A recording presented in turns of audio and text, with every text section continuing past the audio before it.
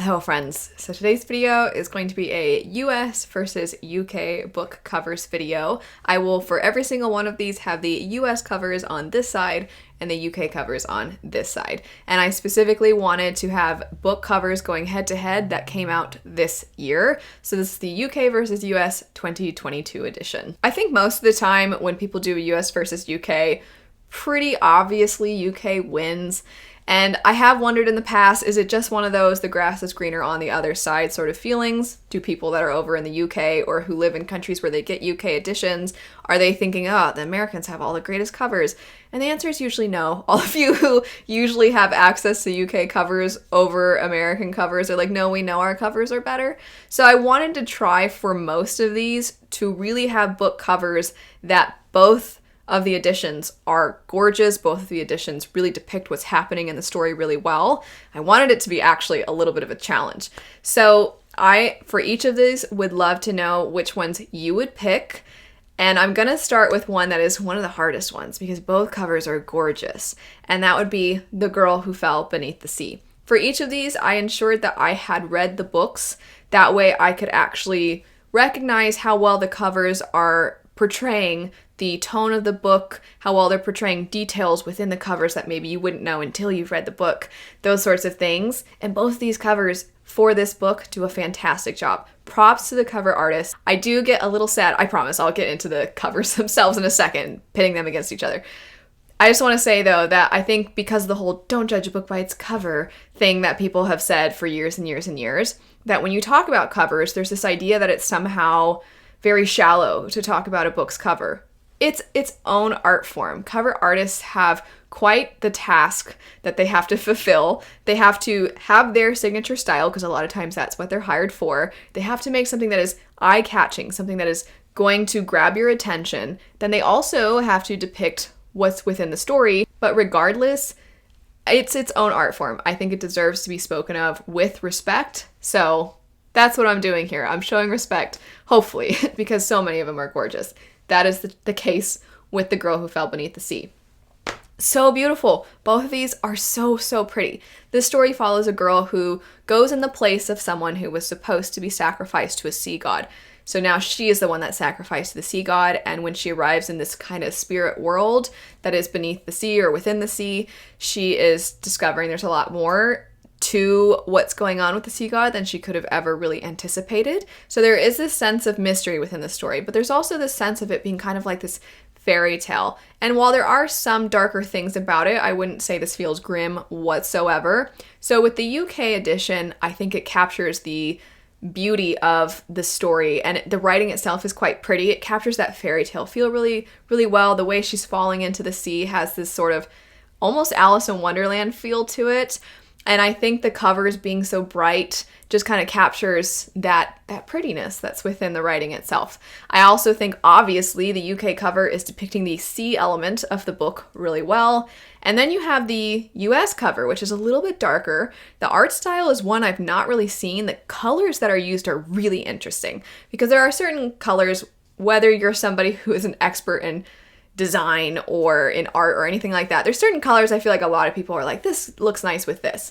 And then there are ones that you would typically never pair together, or there's a combination you would never think would fit. And it's an amazing artist that can show, no, I can make these colors work. And I think that the US does that. I also think that sense of mystery is captured a little bit better with the US cover.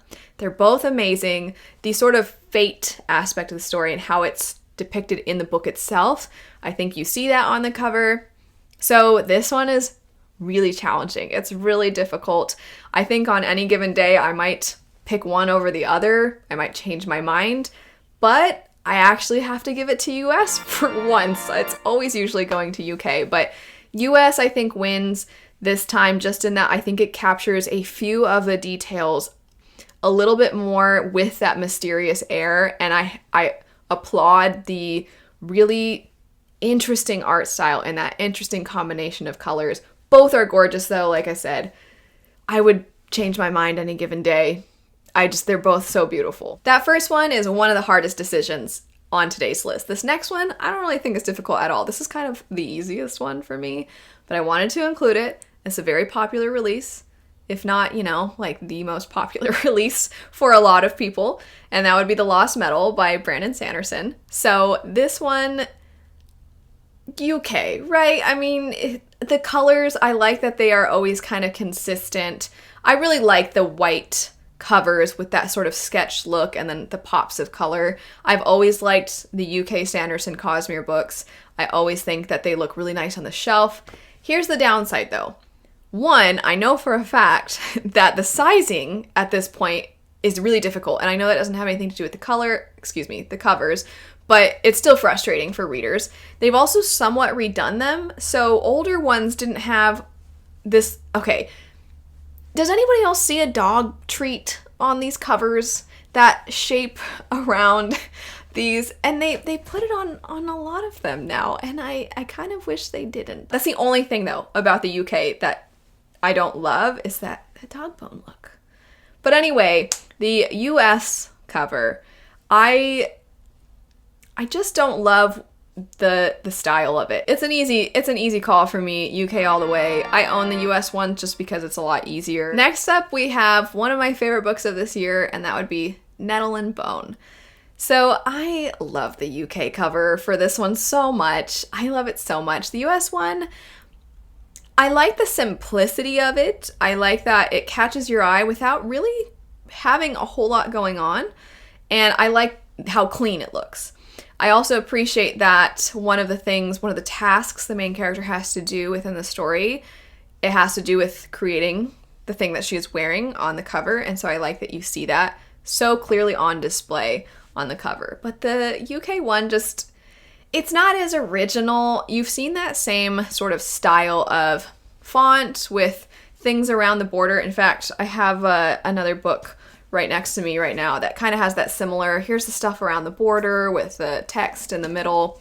And I know it's not the most unique, but it works. I like it. And when you can do something unique with it, for example, the demon chicken that's on the cover, I love that that's present. And also, I was mentioning before that color combinations that you don't normally put together always intrigues me, and having this sort of orange shade with the green, it's not one I would have expected on a book cover necessarily, and I like that they went with those colors. I think it fits really well. Yeah, UK. I don't even think I need to talk about it anymore. UK wins for this one. Next up, we have Daughter of the Moon Goddess. How excited must this author have been to have their debut just get the most beautiful of editions, because truly these covers are absolutely gorgeous. They do have, once again, sort of that fairy tale feel, kind of like a fair amount of the other ones I've mentioned already. And I think that is captured especially on the US, this sort of journey that the character's going on. I like that with this first book, because actually the sequel came out this year as well, but I'm just going to talk about the first one. So this adventurous feeling, I really like that you don't see the character from the front. You sort of see them facing what's to come. It does have this sort of time escapes you. It's not even really something you think about all that much, because we're dealing with these immortal beings in the celestial kingdom. And so I like that she's facing away from the front and she's looking toward. I think that's done really well. And also her being placed a little bit lower so that it feels like everything that she is coming up against is so much bigger and beyond her. I don't know if the artist thought about any of this or if they just placed her there, but it worked for me. I thought it was gorgeous. The colors are so stunning. The art style, beautiful, beautiful, beautiful. The UK cover is pretty. It's definitely gorgeous to look at. It's simple, but it's very elegant, and it's sophisticated, but I think US completely wins. I get liking the style of the other one more, but as far as representing the story and the uniqueness of that style, I think US wins for this one. Next up, we have The Very Secret Society of Irregular Witches. So the US one, I think, definitely has the witchiness present, very obviously present. And I like that the character, even though you don't see a lot of her, she's actually shown as how she is described. You would think that would be the first thing that an artist would be told when they're asked to do a cover where they want the character on the cover. You would think, but the amount of times that the people on the cover where you're like, who is this even supposed to be? It doesn't look anything like the character. I like that she actually looks like how she is described. And I like the color combination. It's fun. It's a fun book. It's a cute book. That cover, the art style, very cute. Then you look at the the UA cover. No, not the University of Arizona. You look at the UK cover and you're like, I mean, that's really cute too. And this one, so much of it in its story and its setup is quite similar to House in the Cerulean Sea. And so if you like House in the Cerulean Sea, if you like that feel, I would definitely highly recommend checking out this book. But I think that pulling from the look of House in the Cerulean Sea, that sort of silly, things are shaped sort of funny and the sizes aren't necessarily perfectly accurate and it looks a little bizarre but charming. The UK cover does that really well. So I think UK wins again. You win the next one too. I'm just gonna tell you now. Spoiler alert, you win. Belladonna. So I gotta say, the US cover has a trend that is very popular right now, and that trend is flowers, eerie flowers. I mentioned this a while ago. This sort of flowery horror looking cover definitely seems to be on trend right now. I mentioned what's going on with the pretty horror covers where you just see plants everywhere, and it's picked up steam a lot since then. There have been so many books coming out that have this look to them, and I'm not mad about it. I actually kind of like this sort of gothic combination of eerie and strange, but also pretty.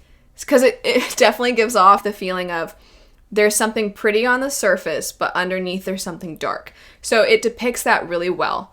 I just don't love I suppose the more realistic looking face on the cover. I kind of wish it was stylized a little bit more, or I wish it was more obviously sort of sketched, or more obviously sort of an abstract, like The Girl Who Fell Beneath the Sea. Clearly there's people on the cover, but they don't look like real people. I just don't really like real looking people on most covers. So that, for me, it's not my favorite, but I do like the concept of the style. The UK, it's nothing extraordinary, but it works for me. I love the use of the purples. I think that the purple looks great. If you don't know, in this story, there's these belladonna berries that our character uses that are somewhat associated with her magical abilities. So I think having purple be so much on the forefront of these covers is fantastic. And I really like just the style. I said it kind of has that similar look again to when I held up This Vicious Grace. So I think something like This Vicious Grace, like Nettle and Bone, and then you see this one, they all kind of fall within that same, here's some text with some pretty things around it. And in this case, it really worked for me. I really actually do quite like the UK. That's it for some US versus UK covers 2022 edition. Let me know if there's any other new releases from this year where you have loved both covers, or because it's kind of fun, are there any where it is so obvious which one you like more, where you're like, darn it, if you happen to have gotten one cover not realizing the other release was gonna be so much more to your liking. But anyway, thanks so much for watching. I hope you have a lovely rest of your day, and I'll see you all later. Bye.